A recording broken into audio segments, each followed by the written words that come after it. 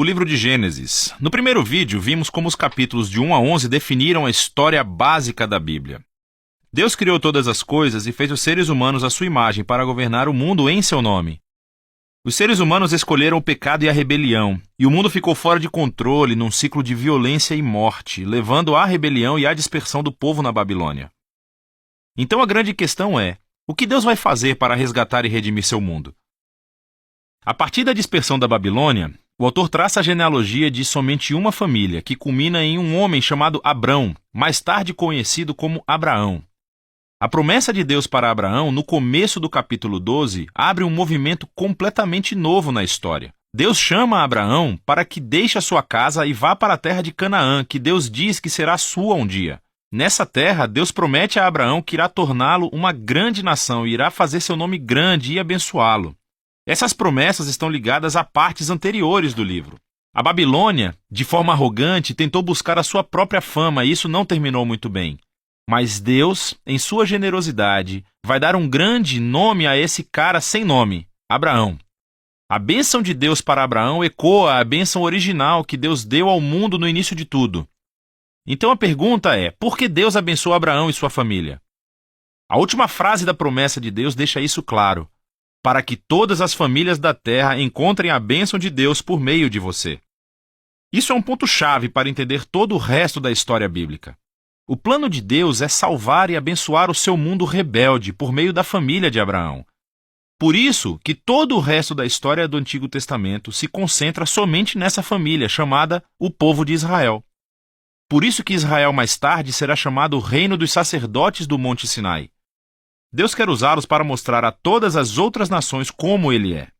No fim, essa é a promessa realçada pelos profetas bíblicos e poetas que aparecem mais tarde, que dizem que o seu cumprimento virá por meio do rei messiânico de Israel, cujo mandato trará justiça e paz a todas as nações. Mas nesse ponto da história, nada disso está claro. Você tem que continuar lendo e ver como a promessa se desenvolve. O resto do livro concentra-se em Abraão e sua família. Primeiro no próprio Abraão, depois no seu filho Isaque, depois no seu filho Jacó e finalmente nos 12 filhos de Jacó. Essas histórias de cada geração são unidas por dois temas principais. Primeiro, cada geração da família de Abraão é marcada pelos mesmos erros. Eles continuam fazendo péssimas decisões que destroem as suas vidas e arriscam a promessa de Deus. Contudo, Deus permanece fiel a eles. Ele continua salvando-os dos seus próprios erros e reafirmando o seu compromisso de abençoá-los e abençoar as nações por meio deles, apesar de suas falhas. As histórias de Abraão. Deus tinha prometido a Abraão uma família enorme, mas em duas ocasiões diferentes ele teme por sua vida, porque outros homens se sentem atraídos pela sua esposa. E ele nega estar casado com ela, o que obviamente cria todo tipo de problemas. Não só isso, mas Abraão e sua esposa Sara não podem ter filhos. Então Sara planeja para que Abraão tome uma das suas servas, o que também cria todo tipo de problemas. Mas toda vez Deus livra Abraão. Nos capítulos 15 e 17, Deus chega a formalizar sua promessa para Abraão com um compromisso oficial chamado de aliança. Essa é uma cena clássica. Deus convida Abraão para olhar o céu estrelado de noite e contar as estrelas. Ele diz que a sua família será numerosa do mesmo jeito. Apesar das probabilidades, sem filhos e sem maneira de ter nenhum filho no momento, Abraão olha para o céu e simplesmente confia na promessa de Deus. Deus responde por meio de uma aliança com Abraão, prometendo que ele se tornará pai de várias nações, que a bênção de Deus virá para o mundo inteiro. Deus pede que Abraão marque a sua família com o sinal da aliança, a circuncisão de todos os meninos da família. Esse símbolo serve para que eles lembrem que a prosperidade da sua família é uma dádiva de Deus. Abraão termina por ter muitos filhos e morre em idade bem avançada. As histórias de Jacó abordam esses temas de forma ainda mais dramática. A partir do seu nascimento, Jacó faz jus ao seu nome, que significa enganador.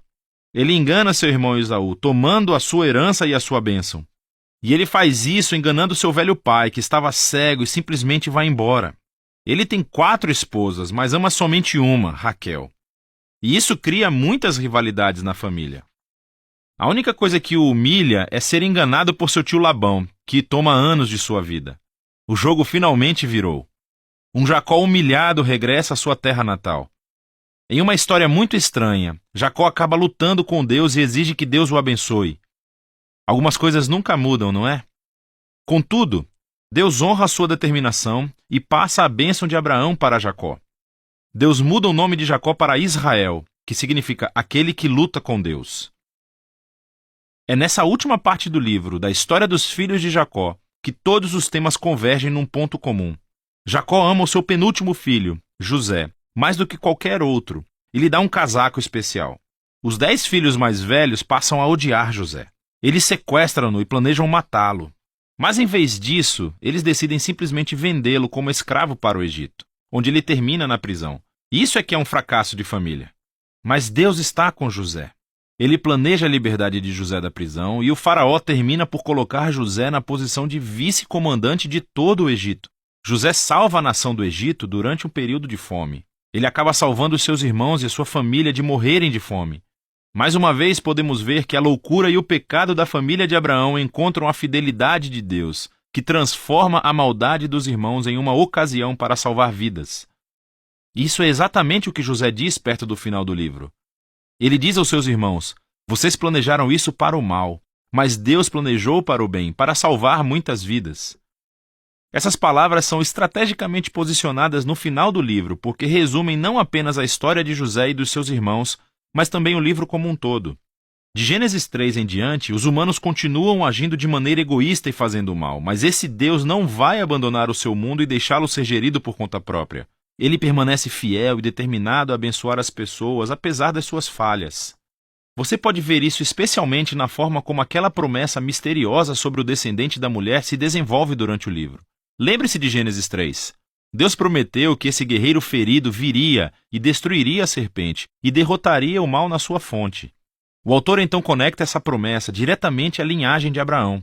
Essa é a parte sobre como Deus trará a sua bênção para as nações. De Abraão, a promessa é ligada a Judá, o quarto filho de Jacó, da seguinte maneira.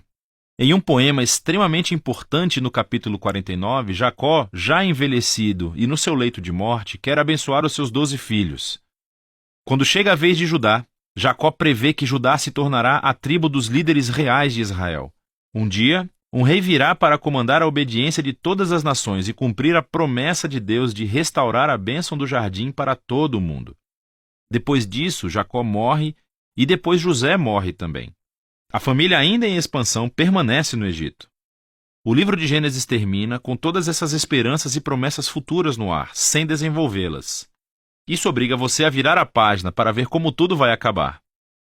Por agora, esse foi o livro de Gênesis.